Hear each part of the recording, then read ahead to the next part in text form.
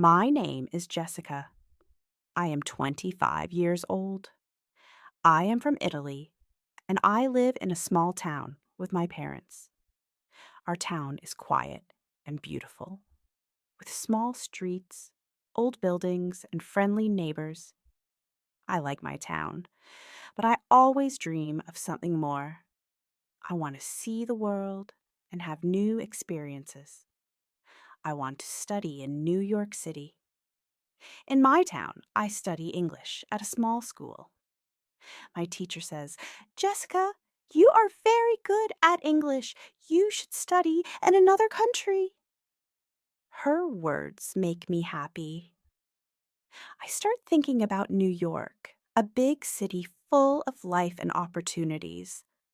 I imagine myself walking on the busy streets, learning in a real classroom, and speaking English every day. One day, a woman visits our town. She is from a big city in Italy, and she looks very confident. She talks about a school in New York. She says, "This school is amazing. You will learn English very fast. Many students go there, and they all love it." Her words are exciting. She shows me pictures of the school and students smiling. She says, "You can study here too. I can help you." I feel so excited. This is my chance. I want to go. The woman gives me some papers. She says, "Fill out these forms and give me the money for the school. I will take care of everything." I believe her. She seems so nice and professional. I do not think about the risk. When I tell my parents about the school, they do not share my excitement. My father says New York is dangerous. You don't know anyone there. My mother says, "Are you sure about this woman? Do you trust her? Be careful, Jessica." I listen to them, but I do not change my mind. I say, "This is my dream. I want to study English. I want to learn and grow." My father looks worried. He says, "Dreams are good, but you must think carefully. What if something goes wrong?" I smile and say, "Nothing will go wrong, Dad. I will be careful." For days, I think about New York. I look at pictures of the city on my phone. The tall buildings, the yellow taxis, the bright lights. Everything looks so exciting. I tell my best friend Sophia about my plan.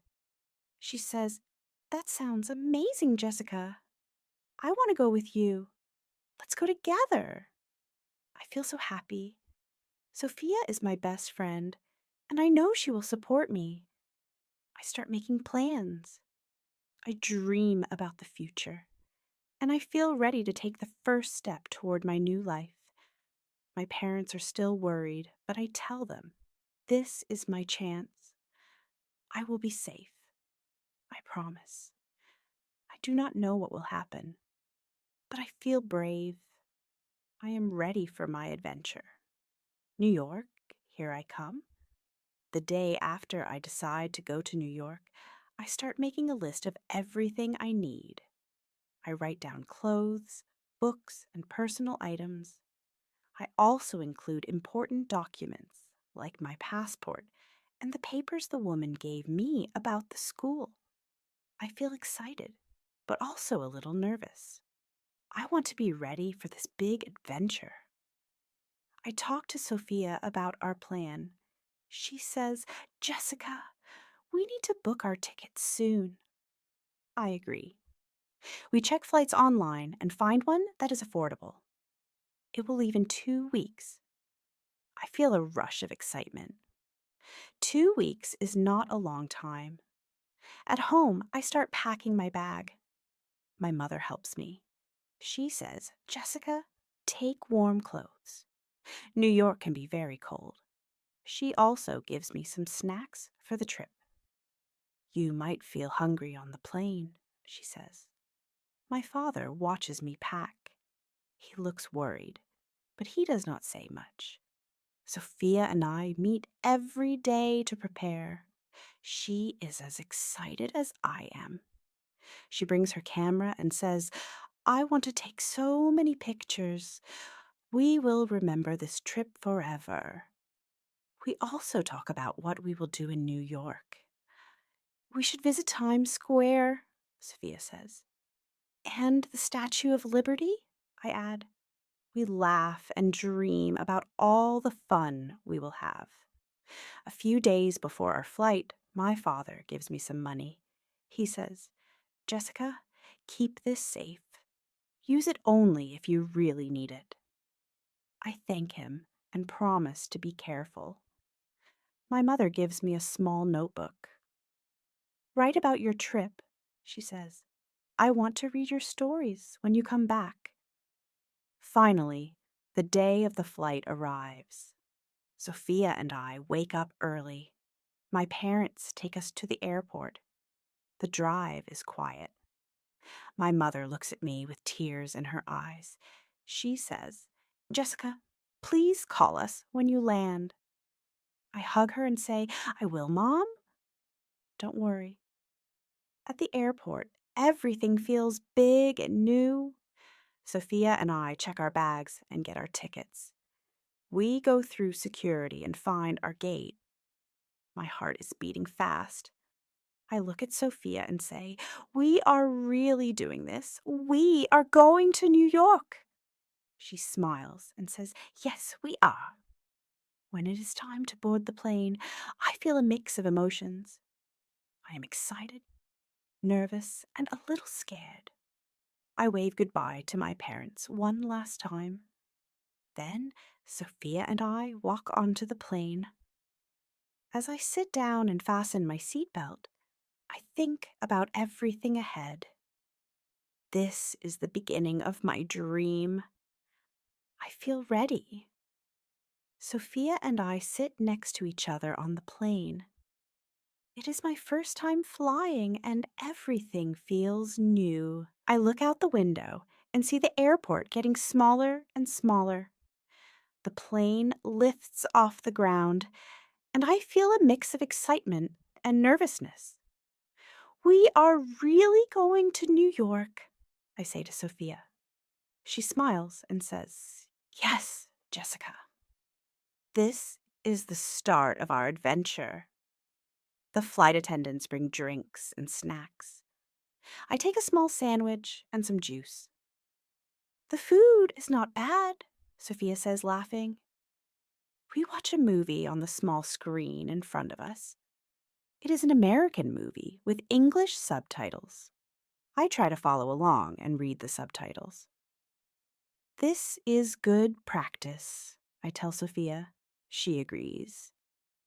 After the movie, I look around the plane. People are reading, sleeping, or talking quietly. The sound of the engines is loud but steady. I feel calm. I take out my notebook and write a few lines. We are flying high above the clouds. The world looks so small from here. I can't believe I'm going to New York. I can't believe I'm going to New York. Sophia and I talk about our plans. What do you want to do first when we arrive? Sophia asks.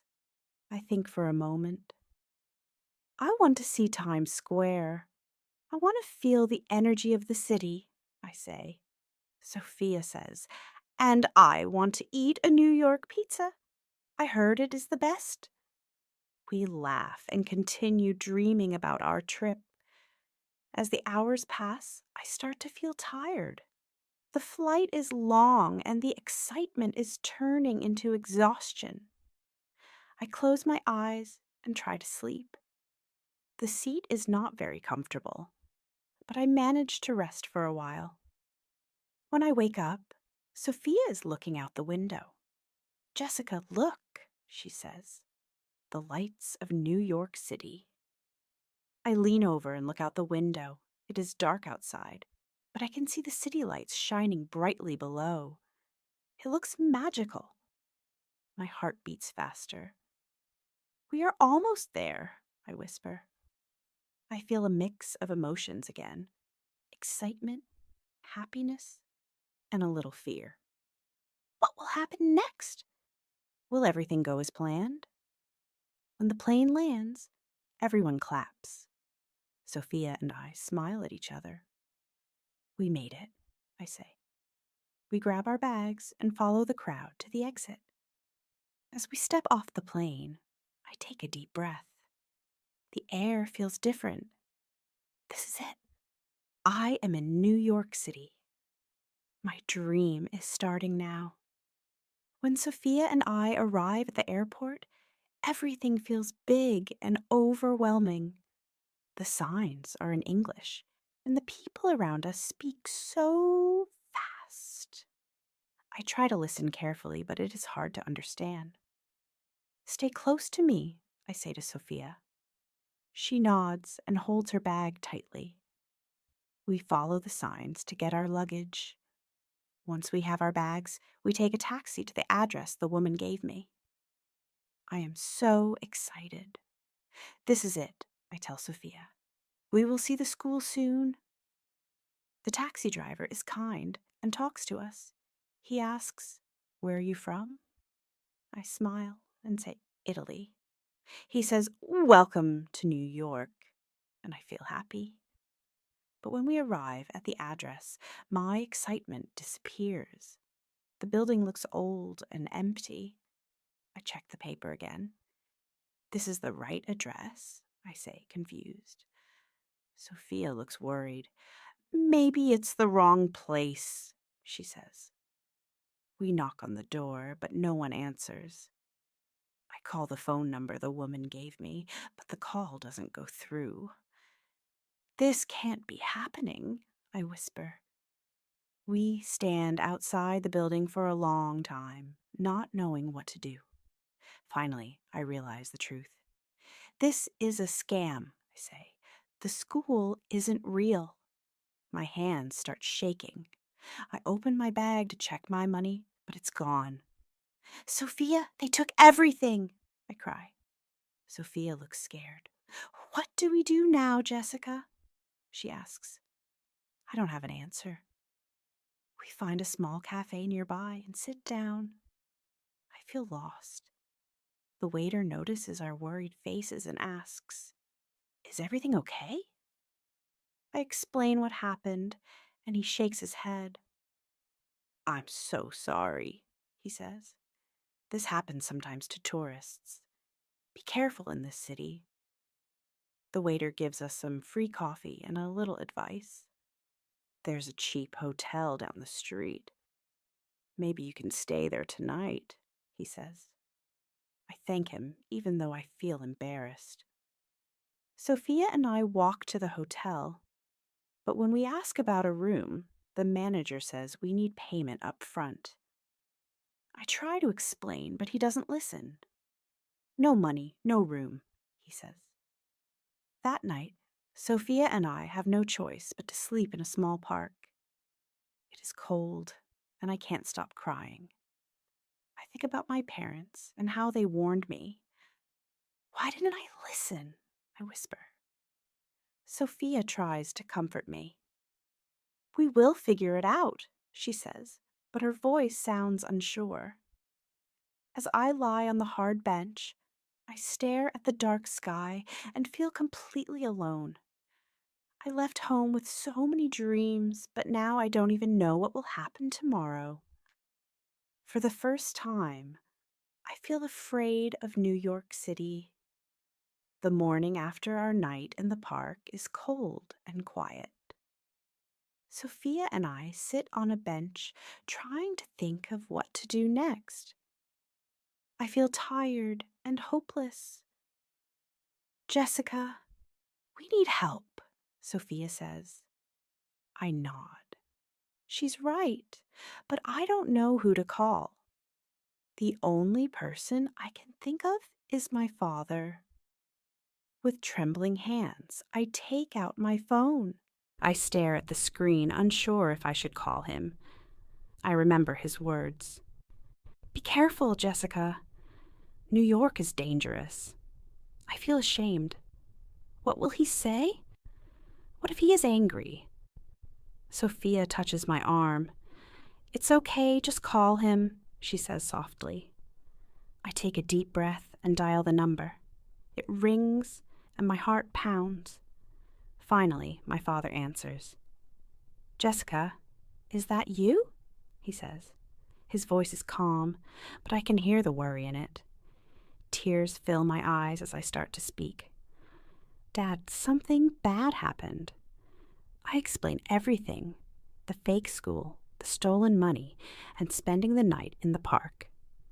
My voice shakes, and I can barely finish my sentences. My father listens quietly. When I finish, there is a long silence. Then he says, Jessica, why didn't you listen to me? His words feel like a knife in my heart, but I know he is right.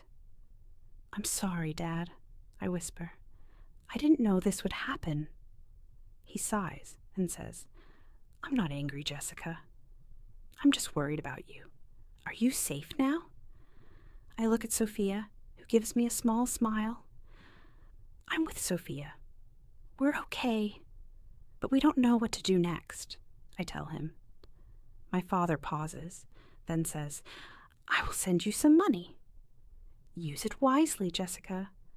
Find a safe place to stay and be careful. His voice is firm, but caring. I feel a wave of relief and gratitude. Thank you, Dad. I promise I'll be careful this time. I say, a few hours later, Sophia and I go to a nearby bank to pick up the money my father sent. I hold the cash tightly in my hands, feeling a little safer. We find a small, cheap hostel and check in. The room is tiny, with 2 beds and a small window, but it feels like heaven compared to the park. At least we have a roof over our heads, Sophia says, with a smile. That evening, I sit on the bed and think about everything that has happened. I made a mistake, but I also learned an important lesson. I open the notebook my mother gave me and start to write. Today, I learned that dreams can be dangerous if you are not careful, I write. But I also learned that family will always be there for you. Sophia and I make a plan for the next few days. I still want to stay in New York. I don't want this experience to ruin my dream. We can't give up, I tell Sophia. She nods and says, We came here for a reason. Let's make it work. That night, I sleep better than I have in days. I don't know what will happen next, but for the first time, I feel hopeful.